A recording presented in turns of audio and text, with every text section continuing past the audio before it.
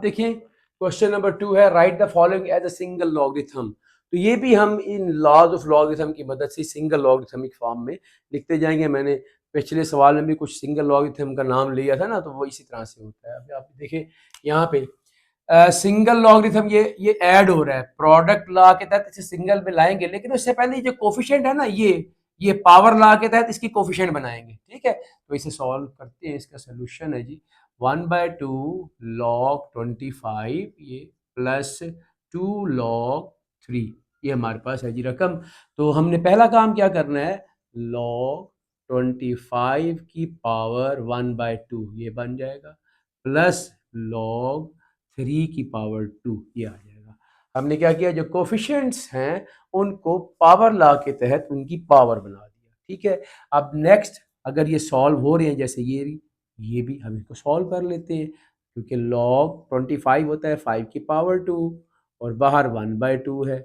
इसी तरह से log यहाँ पे है 3 की पावर 2 का मतलब है 3 मल्टीप्लाई बाय 3। ठीक है, तो यहाँ ये क्या बन जाएगा, log बाहर 2 से ये 2 कट जाएगा। ठीक है जी, log 5 2 मल्टीप्लाई बाय 1/2 बन रहा है ना।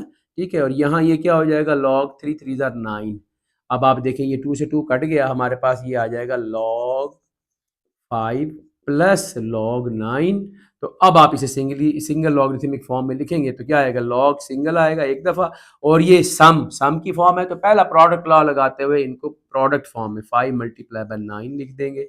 हमारा आंसर आ जाएगा log 45। log 45 this is our answer. ठीक है जी, ये हमारा पहला पार्ट हो गया। सेकंड पार्ट देखते हैं जी। पार्ट नंबर 2 में हमें वैल्यू दी हुई है log 9 minus log 9 minus log 1/3। ठीक है जी, ये दो वैल्यूज हैं। अब इनको सिंगल लॉगरिथम में लिखना है। सॉल्यूशन जी log 9 माइनस log 1/3।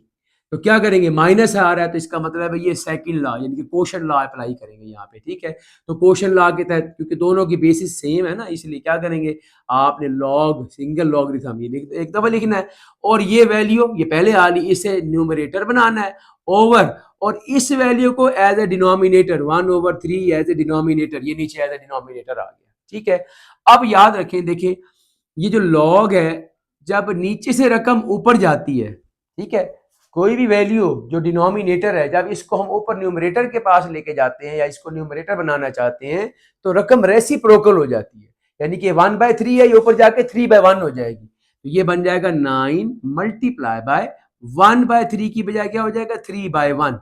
ठीक है, तो नीचे 1 हम एज ए डिनोमिनेटर 1 लिखने की जरूरत नहीं है, ये रेसिप्रोकल होगी, 9 मल्टीप्लाई बाय 3 बन गया। तो हमारा आंसर क्या आ गया, log 27, ये हमारा आंसर ये आ गया जी, सिंगल लॉगरिथम। ठीक है जी, इसी तरह से इसका थर्ड पार्ट देखते हैं। देखिए यहाँ पे हमारे पास ये आ गया पार्ट नंबर 3, इसमें log b raise to power 2 to the base 5 multiply by log 5 raise to power 3 to the base a। दोनों की बेसिस डिफरेंट है, तो यहाँ अब हमारे पास ये चेंज ऑफ बेस फार्मूला लगेगा।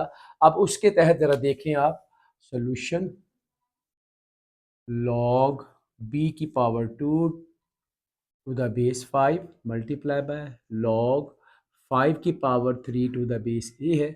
अब चेंज ऑफ बेस फार्मूला जरा समझे, देखिए ये log x to the base b, x ऊपर आ जाएगा, log x ऊपर बन जाएगा, और ये जो बेस b है ये नीचे log के साथ आ जाएगा log b, और बेसिस चेंज हो जाएंगी। यहाँ बेसिस क्या आ जाएंगी, हम बेस हटा देंगे तो बेस हटने का मतलब जब बेस कोई नहीं है वो बेस 10 बन जाएगी, ये बेस 10 में कन्वर्ट हो जाएंगे। ये देखिए ये आ जाएगा चेंज ऑफ बेस फार्मूला लगाते हुए कैसे बनेगा, log b की पावर 2 ऊपर, नीचे log 5 बना देना ये।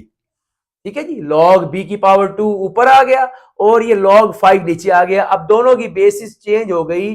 अब इस जगह पे बेस पहले जो 5 थी, अब यहाँ भी बेस 10 है, यहाँ भी बेस 10 है। ठीक है, ये है चेंज ऑफ बेस फार्मूला। इसी तरह यहाँ पे भी करेंगे कि यहाँ पे ऊपर क्या आ जाएगा, ऊपर जो वैल्यू है 5 की पावर 3 ये ऊपर आ जाएगी, ओवर नीचे आपके पास जो इसकी बेस है वो log की वैल्यू आ जाएगी, log की वैल्यू बन के ऐसे। ठीक है, ये हमारा चेंज ऑफ बेस फार्मूले के तहत हमने इसको किया। अब देखिए यहाँ पे, अब यहाँ पे देखिए ये पावर मौजूद है, ये पावर ला लगाते हुए इनको शुरू में ले आए। ठीक है जी, तो ये बन जाएगा 2 log b over log 5 multiply bye, इसी तरह यहाँ पे हो जाएगा 3 log 5 ओवर log a। अब सब की बेसिस जो है वो बेस 10 में कन्वर्ट करती है। ये चेंज ऑफ बेस फार्मूला के तहत हमने चौथे लॉ के तहत किया है। अब आप देखें यहाँ पे ये log 5 है, इस log 5 से ये log 5 कट रहा है। बाकी क्या बच गया हमारे पास, ये 2 और 3 ये प्रोडक्ट फॉर्म में मल्टीप्लाई कर रहे हैं, 2 3 आर 6 हो जाएगा, इधर 6 आ जाएगा। उसके बाद ऊपर आ जाएगा जी log b, ऊपर आ गया, और नीचे क्या आ गया log a। अब यही चेंज ऑफ बेस लॉ दोबारा वापस लग रहा है, वापस ये सिंगल लॉगरिथम, क्योंकि हमने जवाब देना सिंगल लॉगरिथम में, ठीक है। इसको सिंगल लॉगरिथम में लिख देंगे। ये 6 वैसे आ गया, ठीक है जी, 6 जो हमारे पास पहले मौजूद था ये आ गया 6 वही।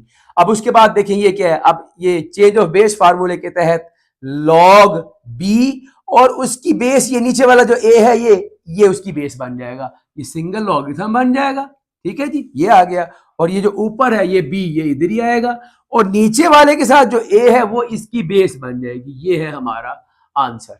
ये इस तरह से हम सिंगल लॉगरिथम फॉर्म में ले आएंगे। अब आप इसका अगर कोई स्क्रीनशॉट लेना चाहें तो ले सकते हैं। ये हमारा आंसर है। उम्मीद है कि आपको ये समझ आ गया होगा। ये चेंज ऑफ बेस फार्मूले के तहत हमने इसको सिंगल लॉगरिथम में